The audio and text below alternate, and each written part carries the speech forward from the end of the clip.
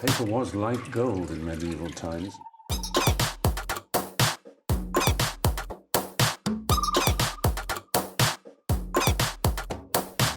Oh, not tobacco, sugar.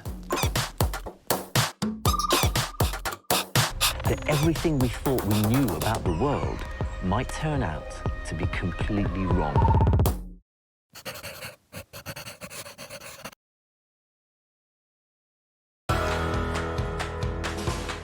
A Vancouver Island boat builder makes a smooth passage from sea to sky. They are big balls hanging in a forest that people can live in, and they're like little yachts sailing through the forest. A couple's Pelee Island paradise marks a journey back in time.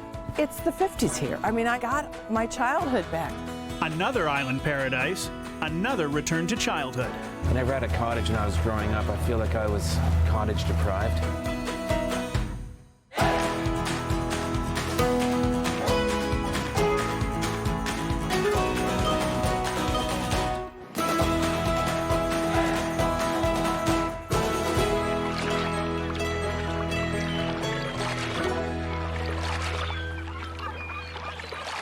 I'm Tom, and this is my retreat.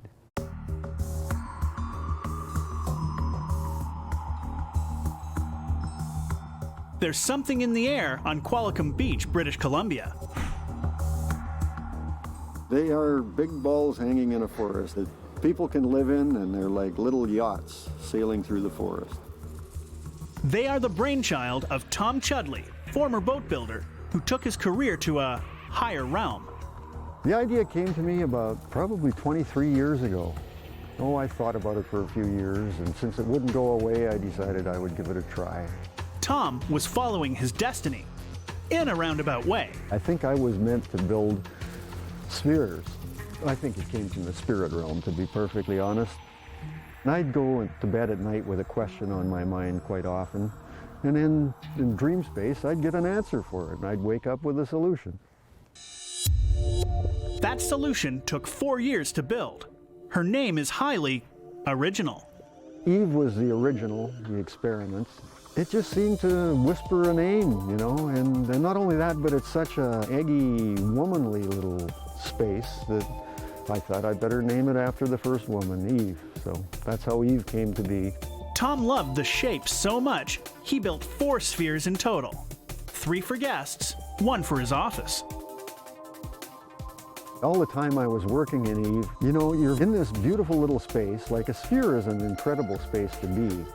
It seems like sound and energy just bounces back off the walls and it focuses right back on you again. So you're very in touch with yourself and the space when you're working in it. The shape was right, but some tweaking was in order. You might say his vision was growing.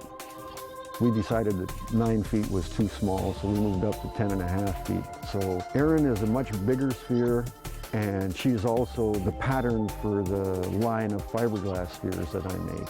Erin was just a nice elvish name that I liked, and it seemed to suit her as I was building Erin.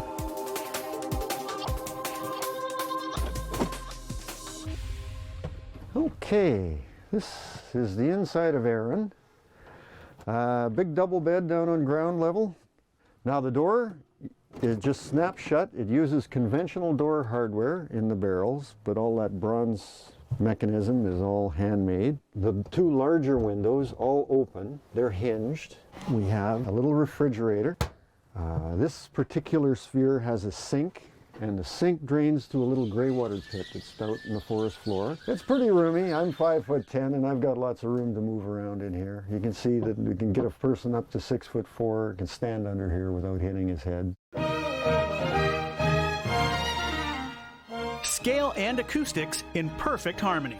And it sounds like the name of sphere number 3 is pitch perfect. Melody was named by my partner Rosie, and he's a great lover of music. And so when we had someone paint a mural on Melody, the mural also has musical notes that wrap all around the sphere. The music is Beethoven's Ninth, the Ode to Joy.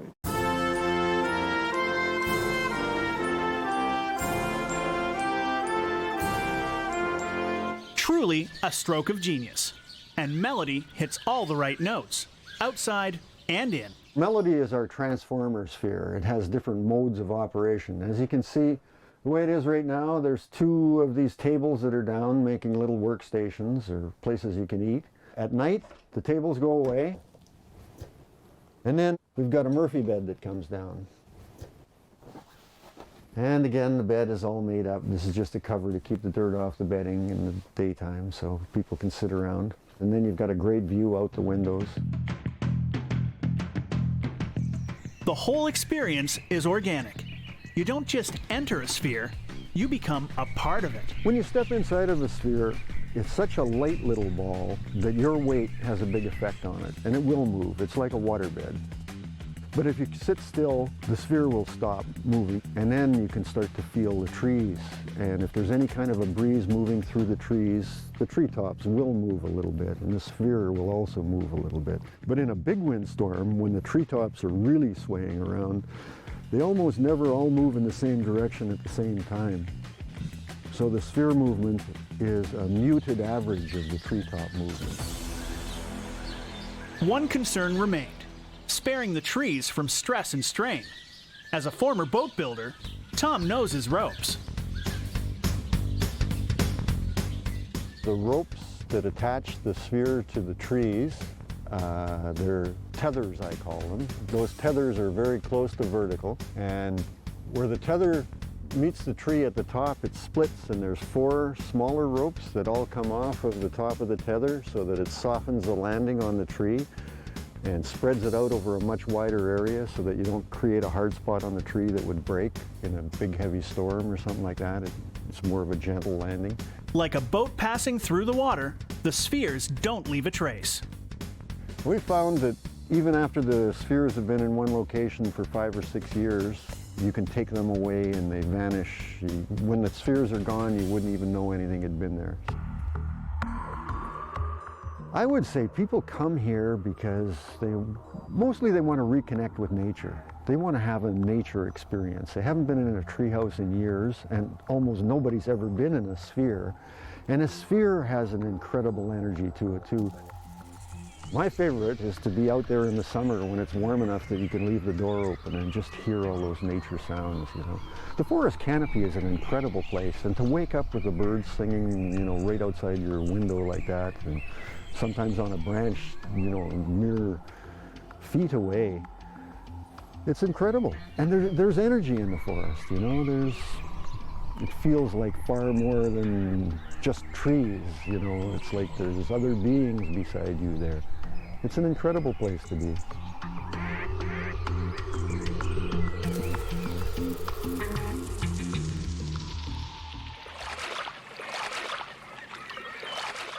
Equally incredible, a Pelee Island gem, polished to perfection. It looked like a boxcar sitting on a lot. It was a dump. We called it the dump house. Pelee Island's beauty and warmth draws tourists by the boatload. And Yankee cottagers like Randy and Betsy. Tiny one. They found their dream cottage here, and some other treasures too. Finding a piece of blue is like about a chance of 1 in 5,000. This place was, to put it mildly, a diamond in the rough. Even a small piece of blue is very, very rare. That they turned into a sparkling jewel. One little trip to Canada's southernmost point had a huge impact on their future. For his birthday, which is in September, we came up here, and he didn't know. It was a surprise. Yeah. So I said, yeah, we're going to Pelee Island. Happy birthday, honey. And by Sunday, we called a realtor. It's the 50s here. I mean, I got my childhood back. Nobody locks their doors. Everybody knows everybody. It's just a step back in time and a place where you can chill out. It's also nature world here. We have all kinds of birds come through in the spring for the migration. We have all kinds of beautiful beaches. You can swim, you can sail, you can fish. Who wouldn't love it here? Yes, but what did they think about the cottage itself? Now, don't mince words, Betsy. Come straight out with it. It was a dump. It was. You know, we used officially to have a dump right up here that we now call it the transfer station. And Randy would call it the dump by the dump. And Or the dump house. The dump house. We called it the dump house. It was originally a trailer. It looked like a boxcar sitting on a lot. There were basically no trees in the front yard, no landscaping, no color to it at all. Everything inside was dark and paneled, and it was decorated by my great-grandmother. All these fancy floral valances that were really out of style. One person's bad taste is another's challenge. I like to decorate. I love projects. I started thinking about what I call the distractor factors. Hammocks on the ceiling, art on the walls, cool rocks as doorstops, fish that we collect when we travel. We kind of wanted a Caribbean vibe, a lakeside vibe without spending a lot of money. So a lot of what we did inside, we did ourselves. The kitchen had some heavy valances and it was dark. So we lightened it up and made it yellow, painted it yellow ourselves. In our bedroom, you'll see that there's shutters around the windows and a wall and a closet all done in barnwood. We've really tackled it both inside and out to try to transform it and make it a lot more fun. There was not a plant here. These bushes were small and over on the side, so we transplanted those, put in the patio, and I started putting in some perennials, and now the garden goes all the way around the house in the back, and it's hard to believe it was just a bare spot. And would you believe that this was once a trailer? That was one of our major goals, was to not have people walk in the back door and go, whoa, nice trailer.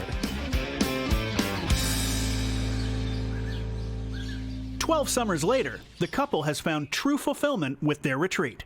But Pelee Island is the gift that keeps giving. When everybody comes to the island, one of the first things they start to do is collect beach glass. So I did that, and I had drawers of it. So my jeweler buddy comes up and says, you know, Randy, this beach glass is product. You should be making some jewelry. So he taught me some rudimentary skills, and we made some necklaces out of beach glass and went to the tavern that night and gave them away to people. Would you like a beach glass necklace? And months later, everybody's still wearing them. The locals love the jewelry, but Randy's in it for the fun, just like the cottage. It was never going to be, and we don't want it to be, a refined-looking home. It's a place where we have parties, dinner parties, and we dance, and it's a little funky, but we like that. It changed my life. It changed our life, and just opened up complete new horizons in a place that we absolutely love. Betsy, you done good. Thanks, hon. From heartwarming to hilarious, and island eccentric just outside his comfort zone. Thanks, Holly. Can you explain to me why I have a cottage that you can only get to by boat?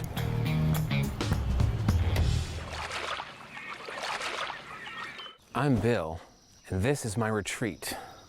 I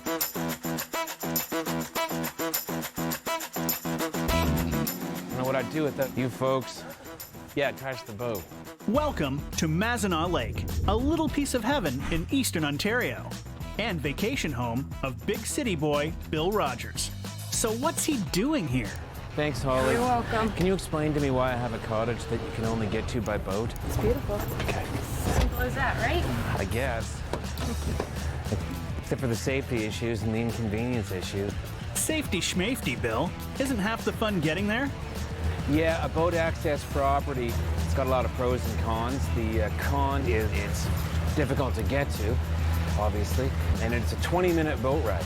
However, the way I look at it is, technically your vacation starts the minute you're on the boat. So we are on vacation right now.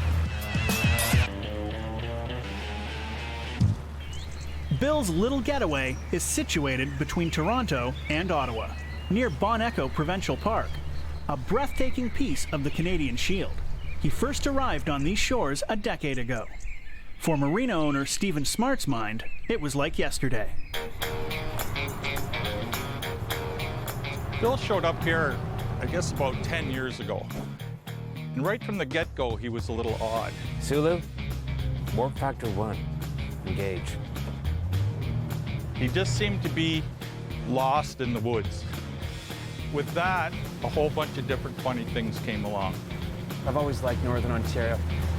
I never had a cottage when I was growing up. I feel like I was cottage deprived, and that makes me special needs. A sense of humor serves Bill well here, as does the geography. We are at a place called Bon Echo Park, which is the second largest provincial park in Ontario. And it's sort of too far from Toronto, too far from Ottawa. It's the best kept secret. No one knows about it. Bill came as a newbie to the area. And with being a newbie and being in the woods for the first time, it's really quite different. And that's the way Bill's been ever since he's got here. Shining happy people. Just a little bit different. This is why they call it Bon Echo. Echo! Is that not cool? Bon Echo Park came to be with a property donation from Merrill Dennison. Bon Echo then started to grow. There's over 500 campsites within the park, and it covers a large portion of Mazinaw Lake. It's a holy place. The Algonquin Indians lived here. The Algonquins made pictographs, which are these ancient paintings, and I will show you the Nanabush. The Algonquin legend is that the Nanabush is a trickster. It's a man who can take the shape of a rabbit, or a wolf, or a bear. Mystical hallucinations sounds illegal? And what is lurking in these waters? It's like Loch Ness. Every deep lake's got one. If it surfaces, it looks like an upside-down canoe.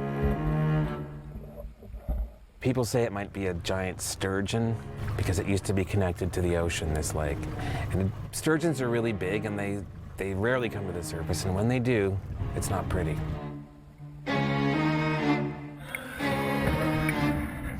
The journey is free of mythical monsters, while the cottage proves nearly as elusive. We're getting close, and I'm getting very excited. It's a living hell, and you're about to enter the hell that is my cottage. Good luck to you.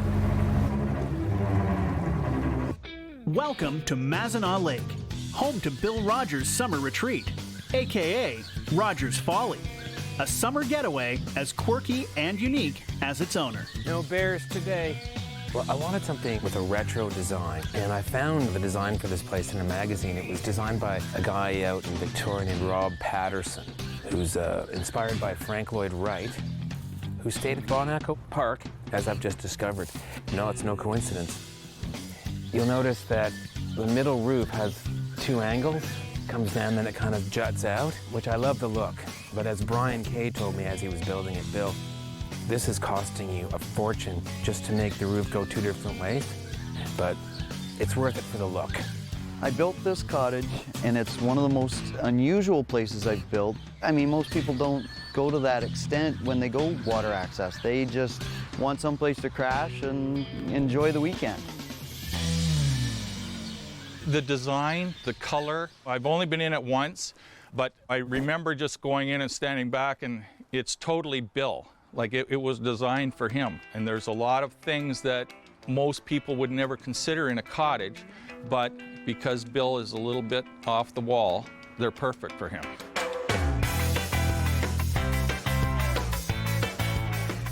Behold the loveliness.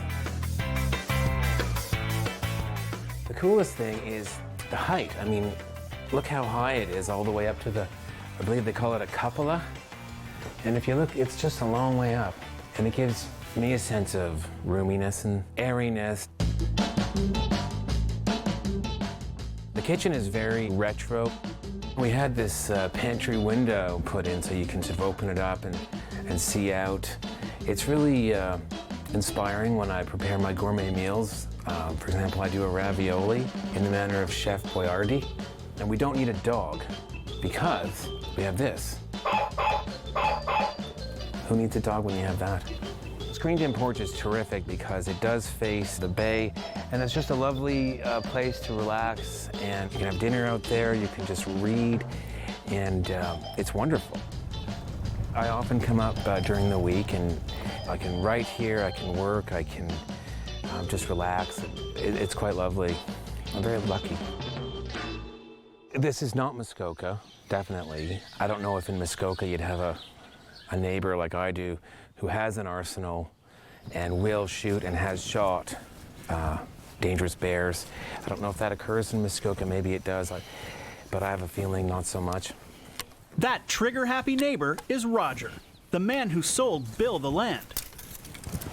Yeah. Hey, Raj, how are you, brother? I'm well. Good. Well, I'm really well. In isolation, it's nice to know someone has your back. Oh, I have to teach him all about the gun. I don't think he's experienced in that, but as long as I can stand behind him instead of in front of him when he's using the gun, I'm okay. But you never know with these city boys. All joking aside, Bill Rogers revels in this habitat, with its pleasures big, small, and mystical. My favorite thing to do has to be swimming off the rock. It's just so awe-inspiring to see that towering monolith of granite with those ancient Indian paintings and 1,000-year-old cedar trees, and it's just, as long as you don't worry too much about the monster, you're good to go. I love this place, people. You gotta love it.